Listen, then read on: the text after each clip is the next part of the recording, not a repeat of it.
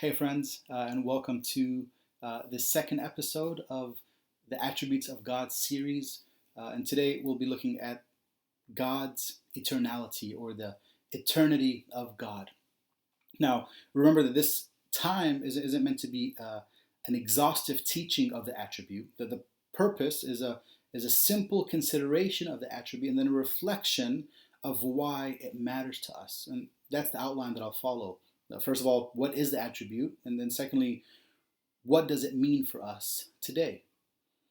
My hope for us in this series and my prayer for however long it might last is that it would help us to think about who God is and who He is in this time.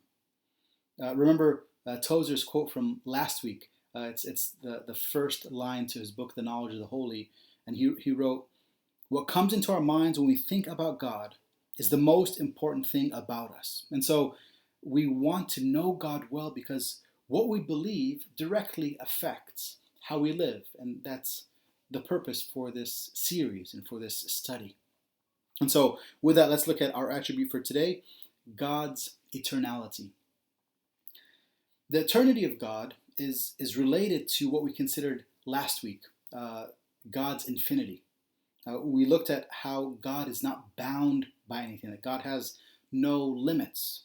And I mentioned how his infinity kind of serves as the foundation to all of his attributes, because God has no limits to any of his characteristics, right? He has no bounds when it comes to his knowledge and his power, his love and his justice. And we see that here in his eternality. God has no bounds in relation to time. And that's what this attribute is primarily about, his relation to time. Now, time can be defined this way. It's the continued progress of existence and events in the past, present, and future. Right? Time is about moments and how those moments connect to one another.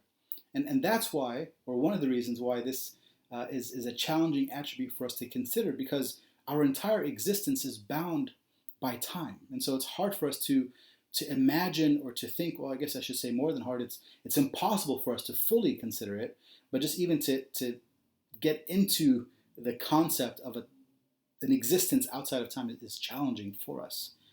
Many of us know the minute that we were born. Our whole lives are ordered to time by the days and nights and the weeks, and how the weeks are related to years of our life. I know many people like to say that age is just a number, and I think that's fine. I think that's good. But our bodies don't live that way. Our bodies are forced to exist in time. We get older, we lose hair, our beard will change color over time. We don't recover as quickly from exercise as we used to when we were younger. The other day I accidentally did a sit-up, and I can still feel the effects of that sit-up, and that wasn't always the case for me. You see, God's eternity means that he exists outside of time. We can define it this way. God is without beginning or end. God is free from all succession of time, though he is the author of it. Now, as we think about all the references in the Bible about time, they're all in relation to us.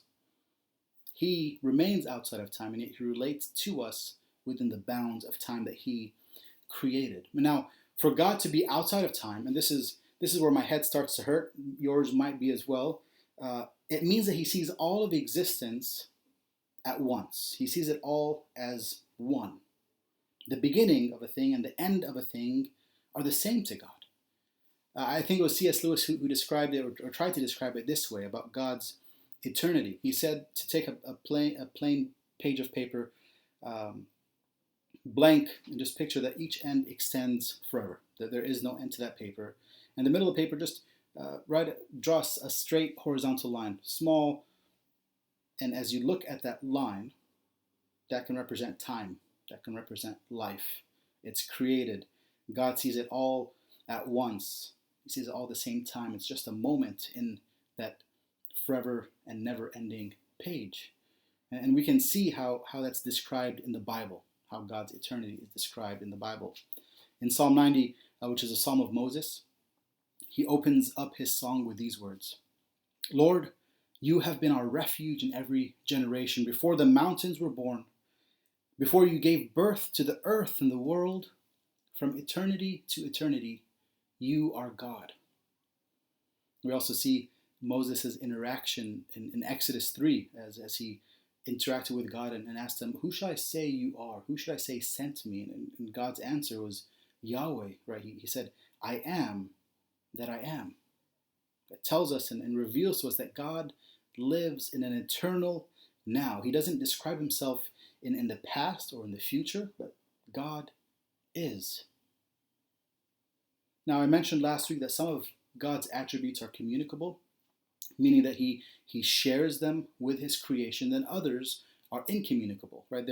They belong to him alone. God's eternality is distinct to him. We are not like God in this way. He always has been, and that's not the case for us. We have been created. But something that's incredible for us to consider is that he created us for eternity. It's like Solomon writes in Ecclesiastes that God has put eternity into our hearts. Now, we don't have an eternal past because we've been created. There's a moment of our creation, but we will have an everlasting future. And we can read in John chapter 5 how Jesus, the Son of God, has been given authority to give this eternal and everlasting life to his people. We see in John that anyone, and this is the beauty of the gospel, that anyone, doesn't matter your background, your past, your family name, doesn't matter at all, anyone who comes to Jesus is given this deep and lasting life. Now we have to ask, why does this matter, right? What does it mean for us that God has always existed and that he exists outside of time? So our second part of this talk, I'll mention 4 things. Number 1, we can trust God's timing. Now, this is a hard one for us because usually God's timing isn't the timing that we want. First of all, we want our answers and our outcomes immediately, instantly, and right away. And secondly, when that doesn't happen, we think that God isn't working, maybe that God isn't doing anything, or he doesn't hear our prayers. But we need to know that God doesn't work according to our timeline. In that same verse that I mentioned from Ecclesiastes 3, Solomon writes that God makes everything beautiful in its time, not in our time or in our schedule, but in its time. And that time will almost every time look different than our time because God lives outside of time. Now, for us, we can only view a situation from a couple of angles and maybe from a few different expectations or outcomes that we expect, and always and only within the bounds of time. But God, he sees the entire thing at once. He sees how it's all connected to one another. And so we can and we need to trust God. We can trust that he's always working for his glory and for our good, even if we can't see it or even if we can't understand the things that he's doing. God is never late. Time bends to his will, not the other way around. He's never missed an opportunity. He's never been uncertain about something that's going to happen in the future. He's never been anxious about anything. He's never in a hurry. He never has any deadlines. And so we can trust God's timing. And as we trust him in this way, the fact that he doesn't work according to our timeline is a reminder that our lives are not our own.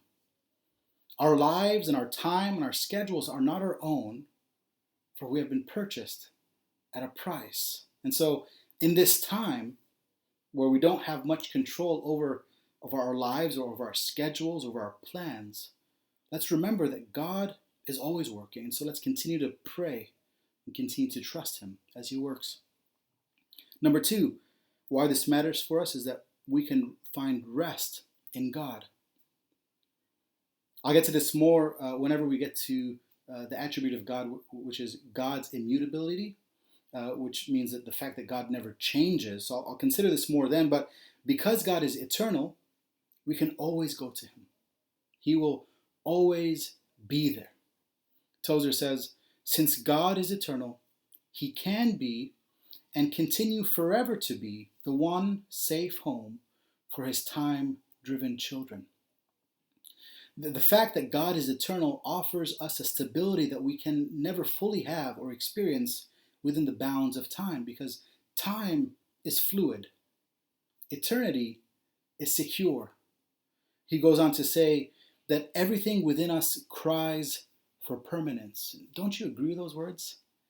Wouldn't you say that we all want a lasting love and a lasting peace? We want lasting joy and lasting freedom.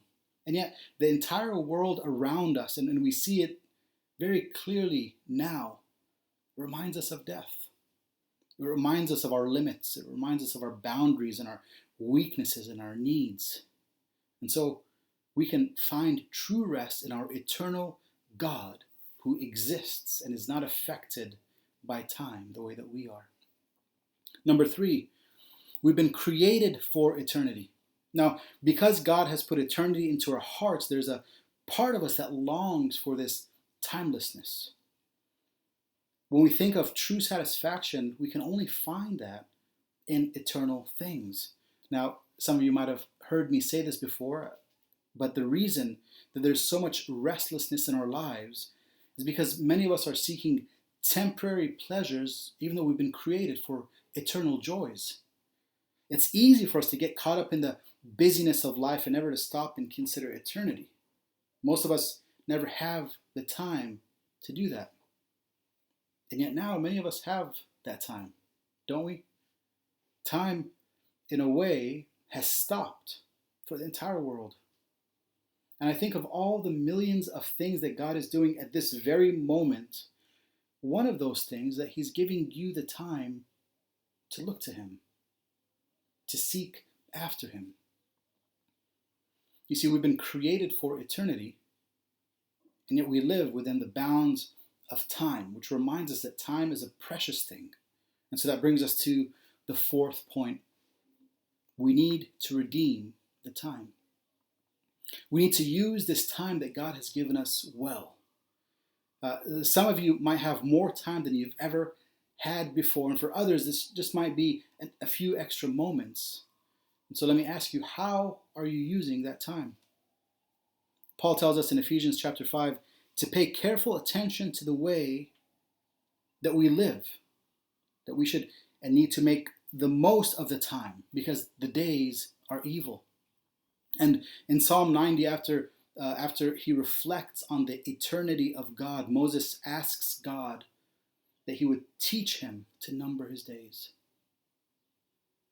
Now, the way that we can do that is to fully live each day and to live our days in light of eternity.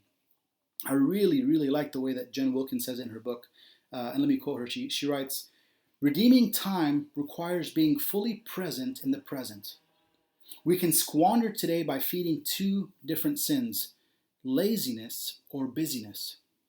And then she goes on, "The lazy person believes there will always be more time, and the compulsively busy person believes there will never be enough time." Friends, we live fully today by trusting that God holds tomorrow. We live fully today by considering one another and by praying for one another. And that's something that we can do and do really well while we're locked down, while our life seems to be on hold.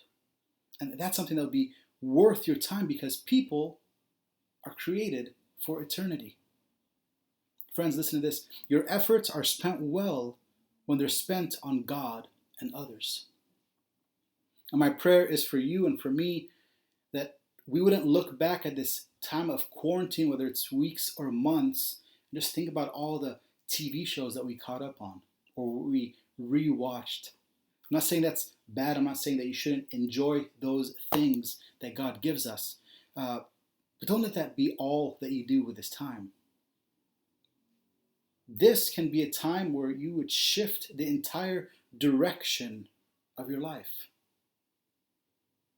This can be a time where you can grow in your love for God and in your prayer life like you've never grown before, and something you've probably asked for time and opportunity to do that. This is your time. This can be an opportunity for many of you to establish routines and disciplines that will bear fruit for the rest of your lives, in your life, in the lives of your friends, and the life of your family. My prayer is that at the end of your life, you'll look back one day and you'll say, back in 2020, when the entire world stopped for a few months, it was then that, then fill in the blank. It was then that I grew in my love for God. It was then that I spent that necessary time with my children. It was then that I memorized these chapters, and I've been feeding on them for decades. Let's rejoice and rest in the fact that God exists out of time. And let's live well in the time that He's given us. Friends, I look forward to seeing you again, and God bless you.